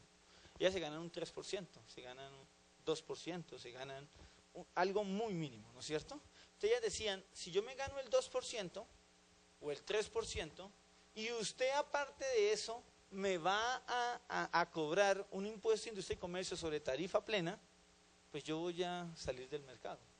Aparte, yo las compro y luego las vendo a otra persona, es decir, terminamos pagando 2 veces impuesto de industria y comercio, tanto el que vende como yo, que soy el que mayoreo, el que cojo a la empresa de telefonía móvil, le compro los minutos y los distribuyo a través de tarjetas, ¿no es cierto? Claro, ese negocio, ¿cómo funciona? Ese negocio funciona en que estas entidades compran 1 millón de minutos o compran 10 millones de minutos, las compran a un precio especial y esos 10 millones de minutos los empaquetan en tarjetas y es lo que terminan vendiendo en las calles. O terminan vendiendo minutos en las calles, ¿no es cierto? Muchas veces toda esa gente que vende minutos en la calle son de esas empresas organizadas que lo que hacen es conseguirse a alguien, le dan un celular y que venda esos minutos porque tienen 1 millón de minutos para venderse. Esas entidades hicieron lobby y en la ley 1607 del 2012 lograron meter ese artículo, ¿no es cierto? Porque todas están demandadas, todas tienen demandas en curso ante el Consejo de Estado, porque ellas hacían eso antes de la ley. Sí, ellas lo venían haciendo antes de la ley, entonces están ya enganchadas, los procesos están, pero lograron que ya se volviera legal, ¿Listo? ¿Qué dice ese artículo 57 de la ley 1607 del 2012? Dice, ingresos brutos derivados de la compraventa de medios de pago en la prestación de servicios de telefonía móvil. Entonces dice, para efectos del impuesto sobre la renta y para los impuestos territoriales, porque acuérdense que ustedes les insertan cosas desde el estatuto tributario, ¿no es cierto? En este caso, desde esta ley, se los insertan. Y es donde viene la duda de mucha gente, donde dice, venga, pero el estatuto tributario no lo dice. El estatuto tributario municipal o distrital, ¿no es cierto? Pero la norma dice, no, pero es que eso es una ley y esa ley se entiende que automáticamente modifica los estatutos. Así el Consejo no lo apruebe, ¿no es cierto? Es decir, es un tema que entra automáticamente, ¿no es cierto? Tienen que actualizar el estatuto más bien. Entonces dice, para efectos del impuesto sobre la renta y territoriales, en la actividad de compra-venta de medios de pago de los servicios de telecomunicaciones bajo la modalidad de prepago con cualquier tecnología, el ingreso bruto del vendedor estará constituido por la diferencia entre el precio de venta de los medios y su costo de adquisición. Para propósitos de la aplicación de la retención en la fuente a que haya lugar, el agente retenedor la practicará con base en la información que le emita el vendedor. Entonces uno dice, el que vende minutos, ¿no es cierto? No el señor de la calle, sino la gran empresa que vende minutos, porque eso lo lograron fueron las grandes empresas que venden minutos. Esas grandes empresas que venden minutos, que muchas son ya multinacionales, lo que hacen es simplemente decir, oiga, si yo compro ese 1 millón de minutos, cada minuto a 70 pesos, y yo lo vendo a 71 o a 72 pesos, pues solo voy a pagar impuesto de industria y comercio sobre los 2 pesos. ¿Estamos de acuerdo? Solo sobre los 2 pesos y no más. ¿Listo? De tal manera que lo que hacían estas empresas era contabilizarlo por un margen de comercialización. Es decir, contabilizarlo como si fueran ingresos recibidos de terceros. Como si los minutos no fueran de ellos, sino que fueran de Concel o de Movistar, y simplemente los iban consumiendo, iban digamos, vendiendo y solo contabilizaban el margen. Pero hasta la ley 1607 del 2012 eso fue autorizado. Antes está en pelea, ¿de acuerdo? Claro, imagínense, ellos compran 1 millón de minutos y pues esos minutos no son ingresos recibidos para terceros, porque sea como sea, ya los compraron, ellos verán si se los gastan o no se los gastan. Si no se los gastan, pues van a perder un poco de dinero. Entonces tienen que írselos y consumirlos, ¿no es cierto? Muy bien. Entonces eso, en este caso, para las empresas que venden, digamos prepago, tarjetas prepago, que lo que le digo, son empresas gigantes que uno muchas veces no conoce porque ellos no son quien le venden a uno. Ellas son las que le distribuyen a estaciones de servicio, son las que le distribuyen a los señores de la calle, son las que le distribuyen a los SAI, son las que le distribuyen a todo ese tipo de entidades como tal. La ley 1607 del 2012 estableció otra cosa que realmente es un problema también. Y se llama obras civiles, ¿no es cierto? ¿Por qué obras civiles? Entonces yo contrato con el municipio de Cundinamarca para hacer 7 escuelas. Y al hacer esas 7 escuelas, entonces yo tengo que hacerlas en 7 municipios, ¿no es cierto? Pero viene el problema, y es que entonces la gobernación, cuando me retiene ICA, dice eso como que termina cobrándome la industria y comercio simplemente en cualquier ciudad, ¿no es cierto? Normalmente Bogotá. Sí, o sea, todo el mundo termina privilegiando Bogotá, es decir, no tengo nada contra Bogotá, ¿no? Pero lo que quiero decir es que en la práctica uno termina privilegiando a Bogotá porque, entre otras cosas, Bogotá es la Secretaría de Hacienda más eficiente. ¿Estamos de acuerdo? Entonces uno dice, pues si es la Secretaría de Hacienda más eficiente, pues yo más bien pago acá y no me estreso con las demás Secretarías de Hacienda. El problema es que cuando uno no declara en otra ciudad, tienen 5 años para que lo investiguen. Entonces, muchas veces esas Secretarías de Hacienda, que no son tan eficientes, en el 5.º año me abren la investigación. Y entonces se vuelve un verdadero karma para los empresarios. Ojalá si pudiera haber un decreto donde hubiera una planilla única de industria y comercio, ¿no? O sea, que es lo que muchos empresarios dicen, porque no hay una planilla única.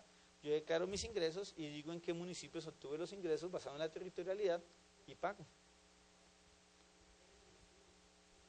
Sí, puede ser que haya una entidad recaudadora que disemine o que eso vaya a un fondo y que disemine el dinero, pero pues tengo entendido que el tema de recursos no es tan sencillo poner de acuerdo a 1000 y punta de municipios para decir que hagan un solo formulario, ¿no? Porque habrá unos que dicen, no, a mí no me interesa que Bogotá me recaude, ¿sí? Entonces quiero recibir el dinero yo. Eso es un problema. Sí, sí, es cierto. Pero digamos que a veces no se piensa es en el contribuyente, ¿no? Que de alguna manera es el que termina sufriendo por estos temas, ¿no? Muy bien. Entonces, ¿qué dice ese artículo 194 de la ley 1607 del 2012? Dice, a partir del 1 de enero del 2016, además dijo algo que ya se sabía, no sé ni por qué lo coloca, los servicios de interventoría, obras civiles, construcción de vías y urbanizaciones, el sujeto pasivo deberá liquidar, declarar y pagar el impuesto de industria y comercio en cada municipio donde se construye la obra. ¿No es cierto? Y luego dice algo, dice cuando la obra cubra varios municipios, el pago del tributo será proporcional a los ingresos recibidos por las obras ejecutadas en cada jurisdicción. Entonces me contrataron para hacer la vía Bogotá-Villavicencio, o Villavicencio-Bogotá, ¿no es cierto? Ese es un típico contrato en el que yo voy a hacer la obra, pero la obra va por varias ciudades, ¿no es cierto? Va por varias ciudades. Entonces, según eso me está diciendo, usted tiene que distribuir proporcionalmente de acuerdo con los ingresos recibidos por las obras ejecutadas en cada jurisdicción territorial. Pues en la práctica es difícil, ¿no? Pero digamos, de alguna manera se puede establecer, se distribuye y ya. Pero claro, lo que hace es dirimir el conflicto también que hay entre los municipios, donde dicen, no, usted hizo la obra, la contrató en una ciudad, pero la hizo en otra. Entonces, ¿dónde paga? ¿Sí? ¿Dónde paga? Bien, eso es un problema, ¿no? Cuando en las canteras para la producción de materiales de construcción se demuestre que hay transformación de los mismos, se aplica la normatividad de actividad industrial. Es un tema también bien complejo, porque entonces acuérdense que cuando yo comercializo, yo debo pagar el impuesto de industria y comercio donde realicé la comercialización, ¿no es cierto? Eso, por lo menos empresas como Ecopetrol me dice que ellos declaran en todos los municipios de Colombia, en todos los municipios de Colombia declaran, porque en últimas sus productos llegan a todos los municipios de Colombia. Entonces ellos tienen ya un ejército de 40, 50 personas haciendo declaraciones de impuestos de industria y comercio.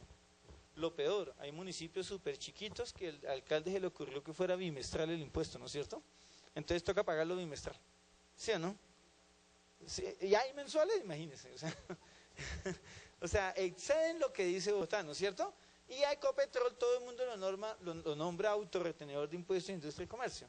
Entonces, aparte que Ecopetrol termina haciendo pagar la declaración bimestral o mensual o semestral o como se les ocurra, aparte tiene que hacer retención de impuestos de industria y comercio. ¿Sí o no? Y por supuesto el director, imagínese usted, el representante legal de Ecopetrol tiene que firmar 1.800 declaraciones de impuestos de industria y comercio, ¿no? Eso. No, la mayoría hay que hacerlas a mano, sí, correcto. Y el municipio que se le ocurre le dice, y tiene que firmar por revisor fiscal. ¿Sí o no? Tiene que firmar por revisor fiscal. Entonces, me imagino que la revisora fiscal tendrá 5 personas firmando declaraciones. ¿Sí? Ya no tiene tiempo ni de revisarla. ¿Eso quién va a revisar eso? Firme eso, porque ¿qué más? ¿Sí o no? Pero en la práctica es un problema, porque tú, como todas se vencen los primeros días, o se vencen estos días, entonces se acumulan de 200 municipios, de 300 municipios, pues en la práctica ni se revisan, no se pueden revisar. Es decir, esas son de las cosas que, digamos que uno siendo contador, cuando uno va a los temas de hablar con el gobierno, uno le dice, mire, aquí hay que sincerarnos de lo que se hace y de lo que no se hace. Porque tantas firmas del revisor fiscal no hacen que la declaración esté bien hecha. Es decir, cuando firmo 1.800 declaraciones, pues mamola, esa vaina no, yo ya ni miro si eso está bien o está mal. Ya no miro ni el municipio siquiera. O sea, es decir, ¿sí o no? Ustedes le dijeron, doctor, si ya firmó la de Cartagena del Chaira, ay, sí, yo no me di cuenta. Sí, o sea, es decir, ya llega un momento, o sea, es decir, tanta firma, ya usted no sabe, y entonces tenemos que decir lo que le pasó al congresista cuando dijo, la verdad, yo no leí. ¿Estamos de acuerdo? Porque hay que decir la verdad, es decir, llega un momento donde se vuelve desgastante y uno dice, venga, racionalicemos las cosas, porque es que se vuelven irracionales, y cuando las cosas se vuelven irracionales, pues lo que se vuelve son multas para todo el mundo, ¿no es cierto? ¿No le parece? Es decir, fácil incumplir la norma. Aparte yo le digo, la norma le dice que tiene que llevar contabilidad separada por cada municipio donde preste, tiene que separar los ingresos en cada municipio donde preste sus servicios. Entonces me dice, o sea, ¿en serio? Sí, o sea, tengo que quedar 1.800 centros de costo, pero es que a mí los centros de costo por ciudad no me interesan, dice Ecopetrol, a mí me interesan por otras cosas. Entonces, no, tiene que quedar entonces un centro de costo y un subcentro de costo. ¿Sí o no? Entonces comienza usted a decir, y entonces lo que vendí en Cartagena de Chaira, bueno, entonces saque el auxiliar, pero ojo porque son 32 centros de costo con este subcentro de costo. Entonces se comienza a sacar auxiliares y aparte tiene SAP, que SAP no es tan amigable, ¿no es cierto? ¿Sí lo han visto el SAP? Ese no es que sea el mejor amigo de usted, ¿no es cierto? Sí, ese es un camello en SAP sacar cualquier información. Y si se la piden así de detallada, entonces lo que yo te digo, en la práctica nadie la revisa. O sea, en la práctica, mire, firme esa vaina y mándela porque se nos vence. ¿Sí? Y esa vaina ya, de pronto el correo la devuelven, eso, mejor dicho, ¿sí?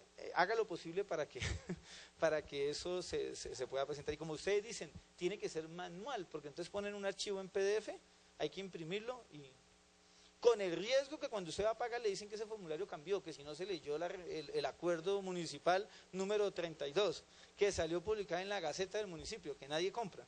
¿Sí o no?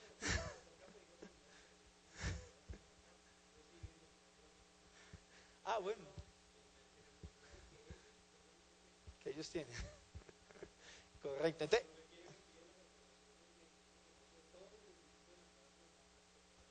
ok. Entonces llega a Bogotá y le dice eso, señor, mándeme fotocopia de las 1800 municipios que hay en Colombia para ver si da. Y lo peor, no da. ¿Sí o no? Porque cuando el señor se puso a sumar en el Excel se equivocó. ¿Sí o no? Se equivocó y no le dio.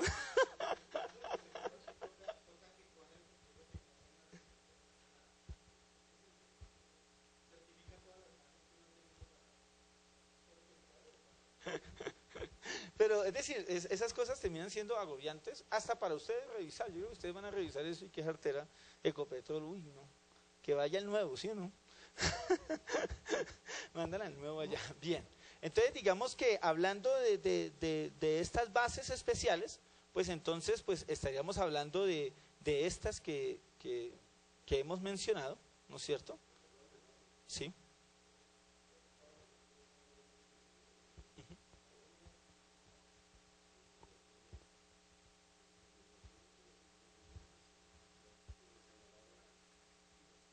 Sí.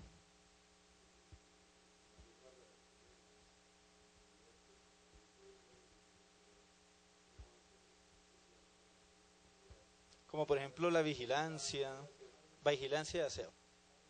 Ujú. Miremoslo, ¿le parece? Miremoslo porque ese tema es agradable porque tiene razón. Y a veces cuando se hace la norma no queda claro, es decir, no queda claro a veces a qué se refiere, a qué no se refiere, qué está diciendo, ¿no es cierto? Miremoslo. Y miremos ese y miremos otra confusión que hay también con las obras civiles. Porque las obras civiles es lo mismo, cuando ellos facturan, ellos cobran por un IU, ¿no es cierto? Y solo cobran el IVA sobre la utilidad, ¿no es cierto? Entonces ellos dicen, yo cobro el IVA sobre la utilidad, pero la base de impuesto de industria y comercio, ¿cuál es? ¿No es cierto? Entonces digamos que ahí a ellos se ha salido ya mucho concepto donde les dicen, no señor, una cosa es la base gravable del IVA, la cual es la utilidad, pero realmente su ingreso es la totalidad del ingreso, es decir, toda la obra más administración, utilidad e imprevistos. Entonces ahí ellos les aclararon y les dijeron, no, su ingreso es todo, su ingreso es la totalidad, ¿no es cierto? Solo para efecto del IVA es donde usted tiene que pagar sobre la utilidad, ¿no es cierto? Pero miremos la redacción del artículo que tú me comentas de la ley 1607, ¿no es cierto? Vamos a mirarla aquí.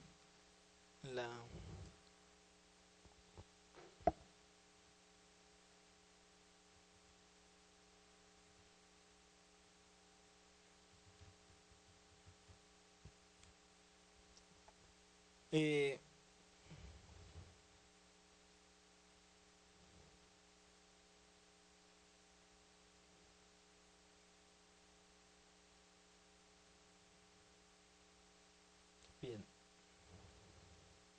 Estamos hablando del artículo 400. Ah, usted no lo están mirando. Qué pena. Estaba aquí contento mirándolo. Yo decía, ¿sí ven?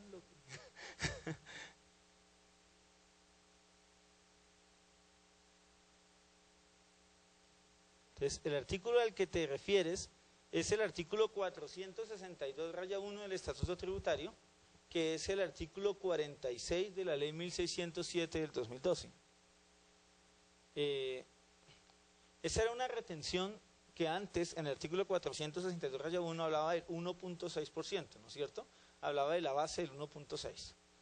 Y aquí lo que hicieron fue lo mismo, ¿no? Es decir, en vez de ser 1.6 es el 10 del 16, ¿no es cierto? Terminó siendo lo mismo, ¿no? Claro, con una ventaja para la empresa de vigilancia.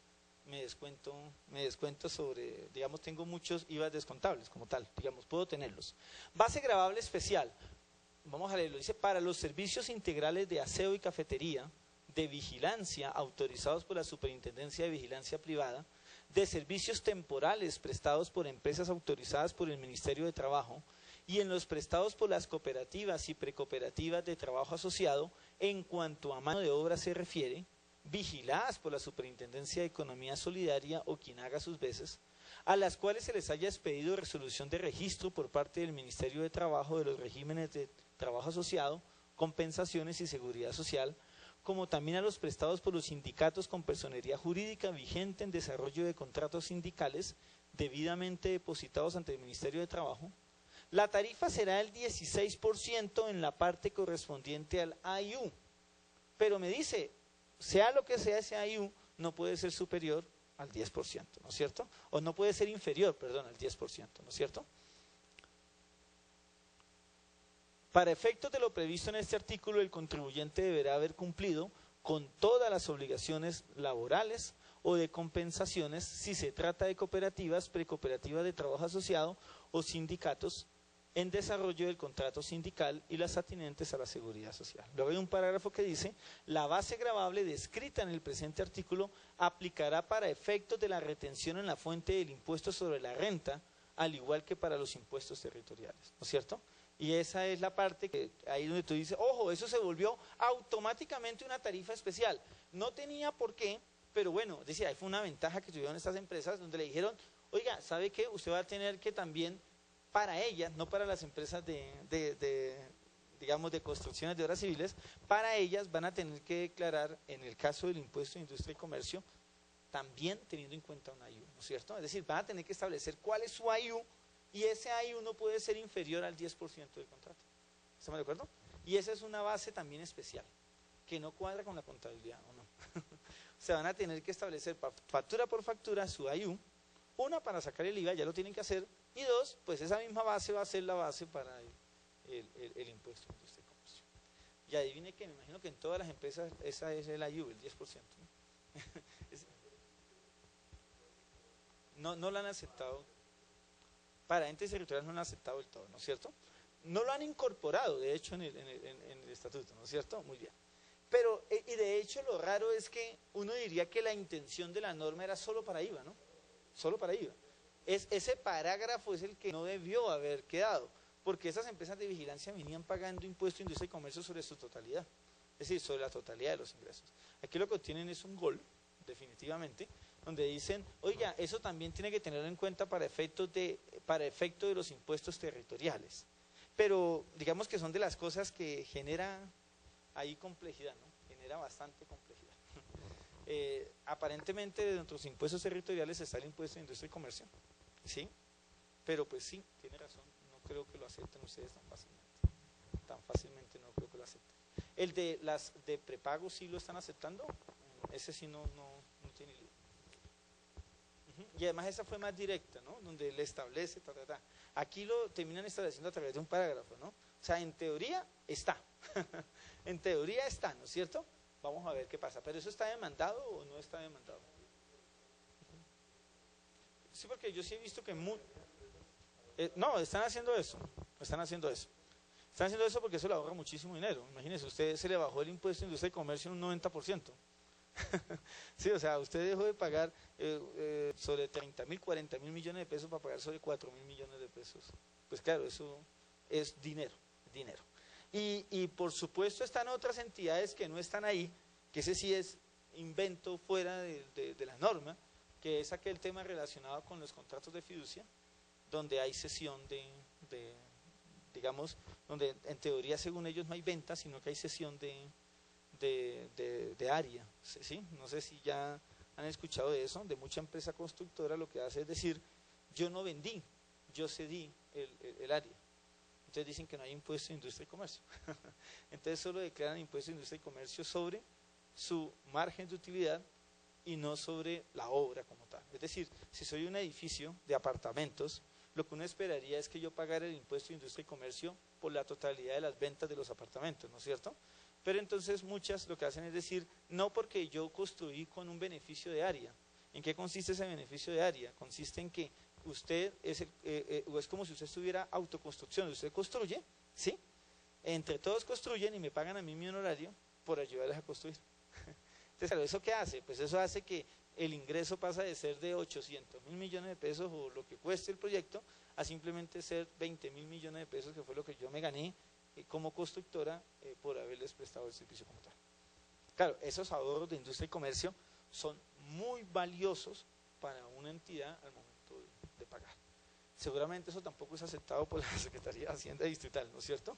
Seguramente no es aceptado y además tampoco está en la norma, es decir, son más teorías que salen de algunas personas para evadir el tema del ingreso, ¿no es cierto? Porque en últimas el impuesto de industria y comercio se vuelve bastante gravoso, Por ejemplo, un supermercado como el Éxito, pues se vuelve casi uno de los costos más importantes el impuesto de industria y comercio, ¿no es cierto? Se vuelve casi más importante que incluso su energía o bueno, excepto la mano de obra que puede llegar a ser igual de importante, pero el impuesto de industria y comercio se vuelve uno de sus costos más significativos, ¿no es cierto? Por eso muchos están peleando por abolirlo, y muchos están peleando por decir, venga, ¿por qué no lo vuelve un punto más de renta o 2 puntos más de renta, que yo prefiero renta porque en última renta sobre lo que me gané, ¿no es cierto? Entonces digamos que esas discusiones se dan. A otros les conviene, a otros no les conviene. O sea, es como todo, ¿no? Personas que les sirve, no les sirve. Es como el tema del CRE. Hay gente que salió muy golpeada con el CRE, otros salieron muy beneficiados con el CRE. Porque una empresa de vigilancia está recibiendo ahorita 2 grandes ventajas. Por un lado, en el CRE me estoy ahorrando cena y me ahorro bienestar familiar de los vigilantes, y aparte me ahorro el 8% de los vigilantes, y ahora me estoy ahorrando impuestos de industria y comercio también. Entonces voy como bien, ¿no? O sea, está mejorando el margen de esas entidades. Claro, esto puede salir, esto no es gratis, esto debe ser a presión de grupos para reducir. Habla también de las cooperativas de trabajo asociado, pero mire que las cooperativas de trabajo asociado sí tienen, en otro artículo, tienen el margen especial. Es decir, ellos ya tenían el beneficio por impuesto de industria y comercio. Tal vez por eso es que las empresas de vigilancia dijeron, yo también quiero ese mismo beneficio porque en esencia yo soy igual que ellas. Yo pongo personas a trabajar. Por eso también las empresas de aseo dijeron, yo también quiero ese beneficio porque yo también mando personas a que presten el servicio de aseo. Igual pasa con las temporales, ¿no es cierto? Si todas dijeron, no, venga, yo lo que hago en últimas es intermediar, ¿no es cierto? Como lo que hago es intermediar, déjeme registrar solo como ingreso mi intermediación, ¿sí? Entonces ahí vienen las discusiones con ese tipo de cosas. Ahí vienen ese tipo de discusiones. Habrá que aclararlo, ojalá salgan conceptos, debería salir un concepto sobre ese tema, pues como para que sí, perfecto, pero no más. Bueno, listo. Bueno, entonces no sé si tengan alguna pregunta o alguna duda respecto a esos que vimos. Cuéntame.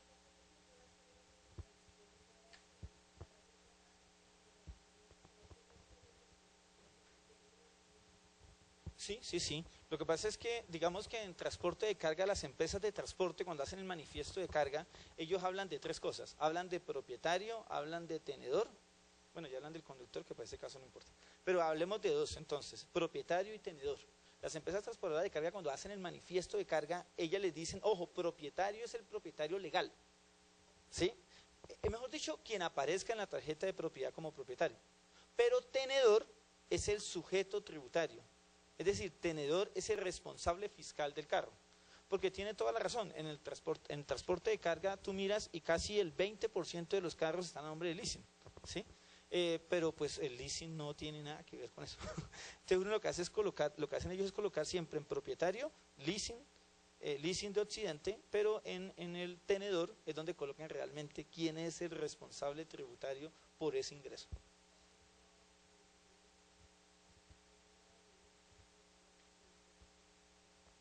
No. Ponemos de... si es de un tercero, si el leasing es de un tercero, por lo menos tú eres la propietaria del carro, es una empresa transportadora de carga, tú tienes un carro bajo leasing, entonces propietario, leasing de Occidente, tenedor, su nombre. Y a usted le coloco en la cuenta 2815 su nombre. Pero también puede pasar que yo como empresa transportadora de carga también tenga contratos de leasing. En ese caso, entonces, yo soy el tenedor. Entonces los ingresos son 100% míos. Porque es que la empresa de leasing no es decir, ella no tiene nada que ver en este asunto. Ella dice, no, yo no, ni me metan porque yo no he mandado ningún carro a transportar. ¿Sí? Es decir, esa propietaria es solo para efectos legales, por efectos pero el tenedor es el responsable fiscalmente del tema. Porque es que en el transporte pasa mucho que hay vehículos que no está a mi nombre, pero es mío. ¿Por qué? Porque estamos haciendo el trámite, porque no sé qué, por tantas cosas. Entonces siempre se busca colocar el tenedor. Además el Ministerio de Transporte te obliga a que lo hagas. Te obliga a que separes el tenedor del propietario. ¿Estamos de acuerdo? Entonces, claro, y la empresa de transporte sí sabe quién es el tenedor porque es con quien hace el negocio. Con quien hace el negocio realmente, ¿no es cierto? Claro, aún así, eso se presta también para muchas cosas, ¿no? Es decir, el que los vehículos estén a nombre de empresas de leasing se puede prestar para muchas cosas. ¿Sí? Pues eso es tan Es que es tan curioso el tema, ¿no? Lo peor es que se basan en la ley y la ley les dice que sí. Sí, pero en la práctica, pues usted dice no, porque en últimas el carro si es suyo, usted hace lo que quiera con él, ¿no es cierto? Usted decide dónde lo pone a trabajar, pero bueno, en el caso de las empresas de transporte, lo que he visto, lo hacen porque el ministerio no le acepta como tenedor un leasing. Si usted lo coloca como tenedor un leasing es porque el leasing es el que mandó el carro a cargar, cosa que nunca va a pasar. Seguramente nunca va a pasar. Muy bien. ¿Listo? ¿Alguna otra pregunta o alguna otra duda? Sí.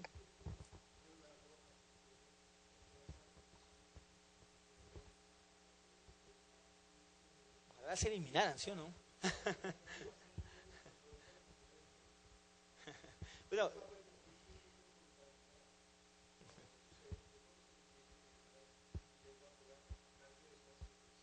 sí.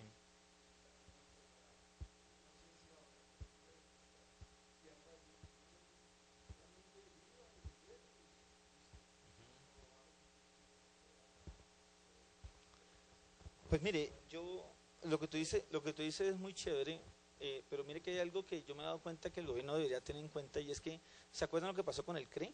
Cuando establecieron la retención del CRE, que duró muy poco tiempo, luego se fueron por autorretención del CRE. Yo considero que ese ejemplo debería ser tomado hasta en impuestos territoriales y en nacionales. Uno se pone a mirar y no estaría mal que una empresa se hiciera su autorretención de industria y comercio. ¿Por qué? Porque en la práctica una empresa pierde mucho dinero recolectando los certificados. Es más, termina perdiendo dinero cuando no se los entregan. Porque si usted a veces le retienen y usted hasta cualquier entidad es un problema para que le entreguen el certificado, no se lo entregan. Entonces la gente termina perdiendo el dinero.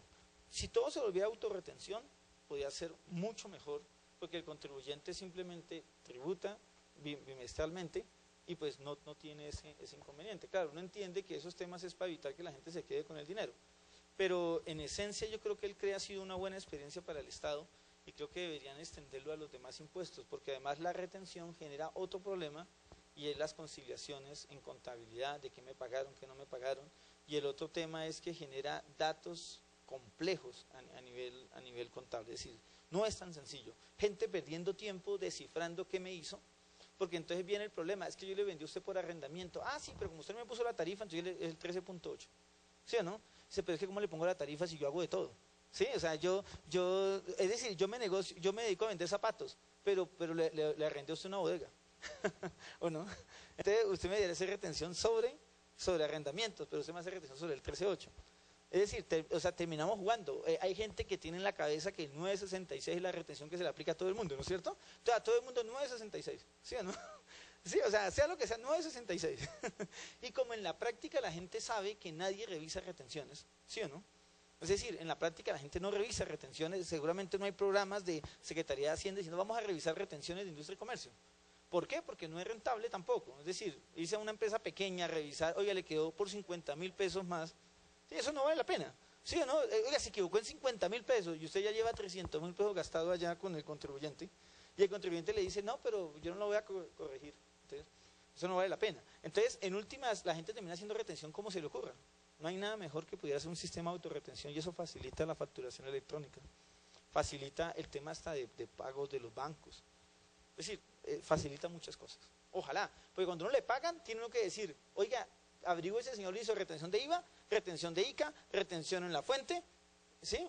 Y entonces uno dice, uy, es desgastante. Y si usted tiene un cliente extranjero, explíquele eso a él. Y el tipo le dice, no, yo muy bien, pero no le entendí.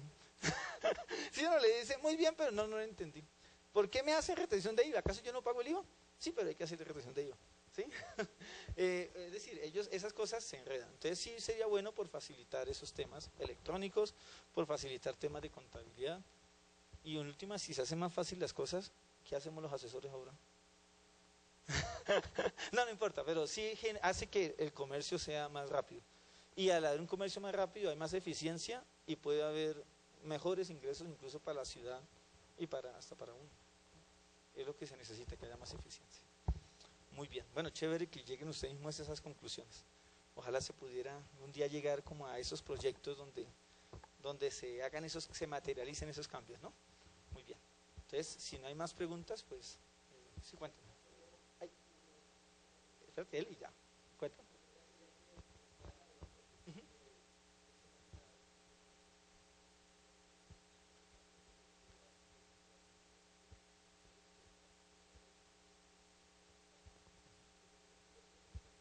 Y eso es cierto, ¿no?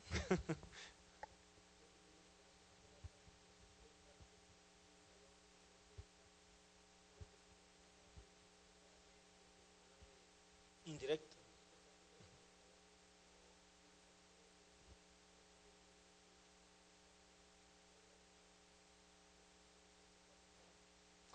Sí, digamos que esa discusión existe, pero digamos que sí las altas cortes han aceptado que haya injerencia directa de una ley sobre un estatuto tributario municipal.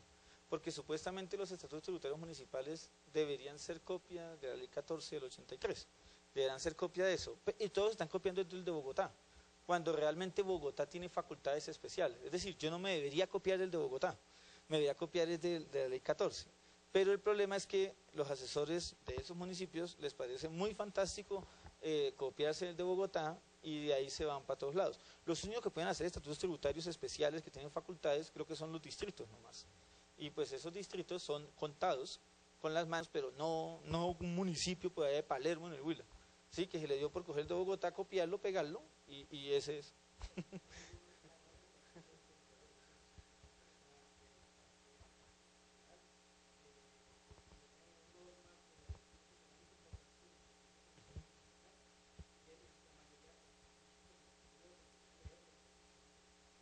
Sí.